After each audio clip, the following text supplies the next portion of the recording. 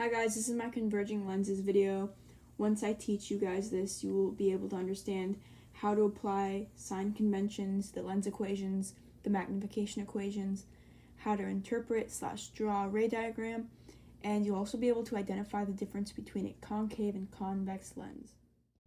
This is the sign convention chart, and this will be able to help you understand how to figure out what signs you should put for problems, sketching the ray diagram. So knowing this chart actually really helps more when you have to plug in numbers to the mathematical parts of the equations. The ray diagram's kind of just a visual, so you can draw and see how it maps out and how you can kind of check your mathematical answer with it.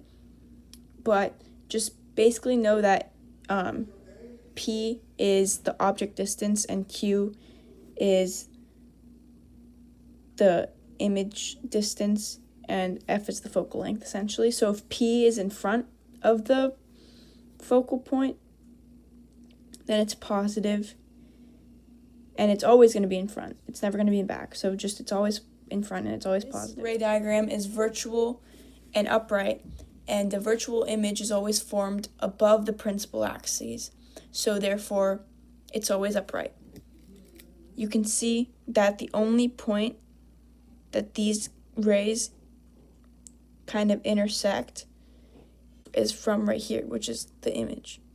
The height object location is right here. This is the starting point. See that in the virtual diagram, that when the object is placed in between the focal point and lens, it produces a virtual upright enlarged image.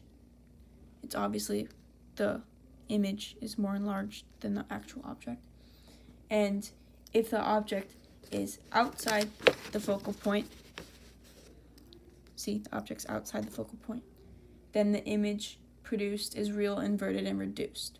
Here's some questions you should be able to answer after going through the chart I gave you. Now, if the image is formed behind the lens, then is Q positive or negative? Well, if it's formed behind the lens, it would be real, so it would be positive. Focal length is positive or negative for converging lenses? Focal length is positive for converging lenses. And you can see that on the ray diagram that we're teaching converging lenses, so the convergent is positive for the focal length. If an object is placed between the focal point and a converging lens, then an image is produced in front or in back of the lens. It would be produced in the front. Hey guys, so I'll be teaching you the equations you'll be needing, which is 1 over P plus 1 over Q equals 1 over F. In this equation, you already have F, but if you wanted to rearrange and find P or Q, you could. So for rearranging, it's basically just simple algebra. We already know we have 1 over F and 1 over Q plus 1 over P. So to find Q, all we need to do is subtract 1 over P from both sides, and we're left with 1 over Q equals 1 over F minus 1 over P. And then to solve for P, you kind of just do the same thing, except this time you'll be rearranging for that. Now for the magnification equation, you have M, which is your stands for magnification, equals height, or image height, which is right here. This is your image height, and then it's your object. So you have that, and you can also rearrange this for what you're looking for. So say I was just looking for object height, I would take this equation, M equals image over object, and times it by object, and I'd have object times magnification equals height, image, and I'd divide by m on both sides, and you would be left with h equals image over magnification. So you can really rearrange any of these equations to find what you're looking for, but I just wanted to show you guys that when using the magnification equations, it's either this one or this one depending on what you need. So if you just need to find magnification, you'd really just use the second one over here, because you might already have your image distance and your object distance. So this is your image and your object. So you just go ahead and plug that in there. And say you have -40 as your image distance, just make sure that when you plug it into this equation that you're multiplying this negative by the already negative equation, and it kind of cancels out, and you're just left with +40. And also just know that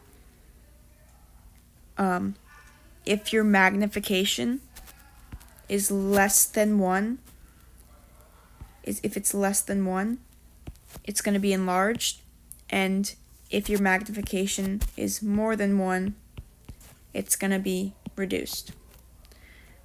So I think that should be pretty simple to remember. Now I'm going to show a video of someone using lasers to show the focal point in converging lenses. How do we find the focal point of a converging lens? Well, it's very simple really. If we get a light box like the one here with 3 parallel lines of beams of light coming from it, then all we do is we put our lens, our converging lens, this is a convex lens, so it's a converging lens. If we put it in front like that, then what we find is where those 3 lines meet, that is our focal point. Very easy. Now the great thing, the distance between here and here, this is called the focal length, and no matter where I move this lens to, the focal length, this distance between here and here, will always remain the same. Okay, now if I take a lens that has greater curvature than this one here, so this is focal point 1, this is lens 1.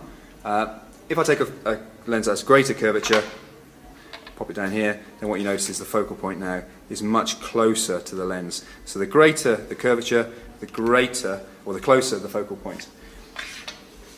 Okay, and that's how you find the focal point for a converging lens. Okay, so we have the P, and we have the height, the object height, and the focal points all mapped out from the information given down here. So now we're going to use the lens equation to find Q, and I solved for Q, and now we have to plug in our numbers into the calculator. We essentially get 4 centimeters. So let's go ahead and write that down, 4 centimeters, and let's go ahead and mark the Q in purple. So now that we have our Q, we can plug it into the magnification equation, which is -Q over P. So we'll have -4 divided by 7. Let's plug it in. -4 divided by 7 equals, the magnification will be equals -0.6. And then if we plug that into our second magnification equation down here, we're going to see that we have to solve for the image height now. So we rearrange that to solve for it. So we'll have image equals -0.6 times, and then the height was 2 centimeters, so times 2 centimeters, that will leave us with the -1.2 for the image height. Really just be maybe like right here, rough guess. Okay, now to draw the ray diagram, we can just go ahead and plot the first ray that's going to go into the center of the diagram, and it's going to go through the first focal point. It's going to go down to about here because it's crossing the first focal point right here, and then it's just going to go straight after that about here. And then our third ray, we can make that maybe like a light blue, and that is going to go through the center of the ray diagram all the way through. And as you can see, all three kind of intersect at that height, image height that we found, and we can tell that this ray diagram is real. Let me circle that. It's real, it's inverted, and it's reduced. Because this image height is smaller than the actual height. So, and it's intersecting in the back of the ray diagram. So it's real, inverted, and reduced.